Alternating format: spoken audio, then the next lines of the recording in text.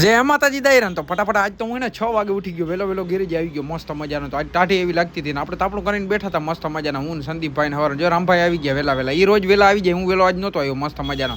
ભાઈ આજ તો સવારે વેલો આવી ગયો હતો ને તો મસ્ત તાપણું તુલસીભાઈ દુકાને કરીને બેઠા હતા. મિતેરની એન્ટ્રી થઈ મસ્ત મજાની. પછી જો એની ગાડીમાં ગાભો મારતો હતો રોજની જેમ સવારમાં વેલો ઉઠી. તમારો સવારમાં આજ તો લુખો મિત્ર આવ્યો મસ્ત મજાનો. તો એના જે સીન નાખતો હતો કે મેં નવો ફોન લીધો. તો આજ તો એ 14+ નવો ફોન લીધો. મેં સારું સારું માતાજી હજી દીએ વધારે 3 કેમેરાવાળો આવે.